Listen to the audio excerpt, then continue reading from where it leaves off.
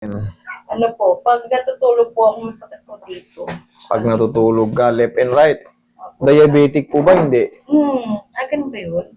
Tapos I can, Wala, ayan na yun. Simula na yun. Tight na. Parang pag inaangat mo yung ano mo, parang, ay, sakit ah. Ayan na yun. Pag diabetic kayo, mag-iingat kayo sa mga frozen shoulder. Pagka alam nyo nang masakit, iparibisan nyo kaagad. 2 linggo, consistent. ano po Ayos nyo na. isa? Revisa. Ang ibig sabihin, paayos nyo na. Pakit. Kasalansan nyo na. salitang mag, ano yun, mga kanto. Kanto po.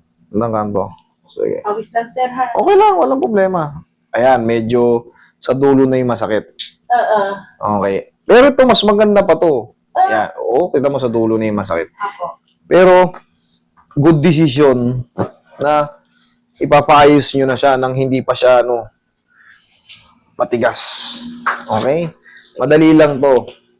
Pero ma'am, pagka kayo ay diabetic, sa lahat po, yun ang kailangan nating i-address. Kasi 90% of diabetic person, bibisitahin ganyan. Pero hindi porkit naayos ko yan, sa mga susunod na 5 buwan, 4 na buwan, ay hindi kayo ulit bibisitahin yan. May mga chance kahit hindi ilang buwan, basta bigla-bigla na lang, sasakit yung balikat nyo. Yun nga po kasi 90% bibisitahin kayo ng mga frozen shoulder. So, ang pinaka-the best yan, ang i-address na natin yung pagka-diabetic natin. Okay. Magpapawis. Okay?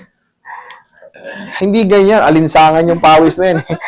Yung walking, bilad sa araw, kahit paano, Lord, thank you, ginising mo pa ako kahit sa umaga na to. Yun, inat-inat sa araw. Tanggalin muna natin ba? Baka mabasag, sayang, may ano na yan eh. High grade na ata yan eh. Opo eh. Since 2 years old. Grabe. Ramdam niyo, sir? Uy. Hindi, kita sa salamin eh, oh. Ha? Kita mo may ano na eh. Pag sinuot mo mata mo dyan, talagang pag ordinaryo yung mata mo, lula ka talaga kagad eh. Relax lang.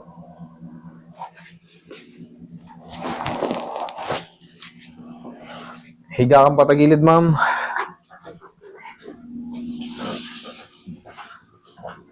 Hindi naman kayo takot na maalinsangan, yung manlagkit. Hindi naman po. Okay, very good. Ibig sabihin, makaya nyo pang magpapawis. Yung iba kasi, hindi, nanlalakit kasi ako eh. Natural. Kasi magpapapawis ka eh. Yung iba, ayaw nang nanlalakit. Relax. Kabilang side. Kabilang side.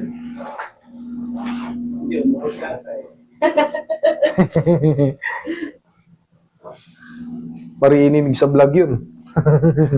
Relax lang. Okay, dapa. Ay, nasira ko po? Ano yun? Hindi. Upuan yun. Mas mabigat sa iyo yun. Nakaupo ka.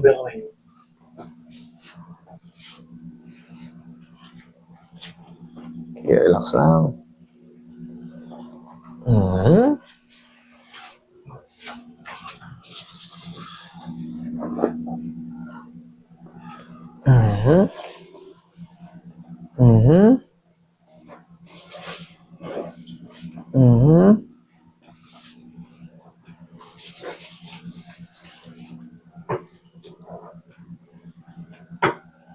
Alright, massage mo muna si ma'am. Diyan ka lang, ma'am. Tihaya ka.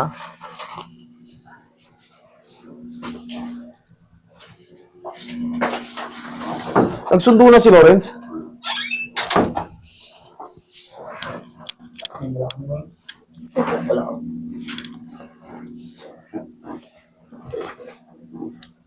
Yan, sige. Opo.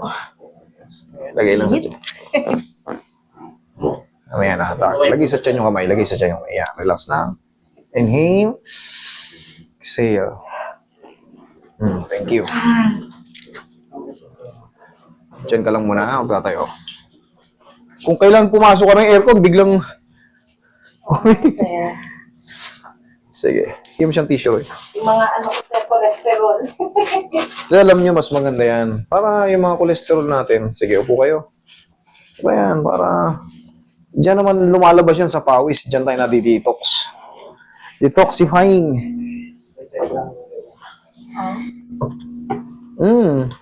Pupuruhan lang natin sa shoulder. Pero almost reset din. Kasi minsan nakangawit daw yan. Yun nga po yung bunga ng ano. Pero sabi ko nga, best decision to. Kasi nakaangat pa. Sa dulo pala yung pain. O, di mas mabilis pang maayos. Ito yan, sir. Sa susunod kasi ng mga buwan, yung dating dulo lang, susunod yan ganito na. Susunod yan ganito. Susunod yan din, pakat na. Tandaan nyo sa mga diabetic, aggressive to. Aggressive. So, paano ako check up niya? Binabalik ng... Hindi. Obserbahan niya yung mga angat-angat ng kamay niya sa umaga. Pagka alam niyo may mga pain na, ayan, consistent siya, 2 linggo na, pa-check nyo na kagad. Paribisan nyo, paayos nyo kagad. Pero kung kayo naman ay wala naman, eh di enjoy life. Ganun lang. Enjoy life lang. Pero tama yan. Mas maganda nga kasi to, naaangat pa.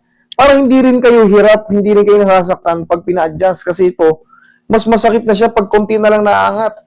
Yung kasama na yung katawan. Yun, frozen. Ito, hindi pa frozen. Hindi pa to, sir. Hindi pa.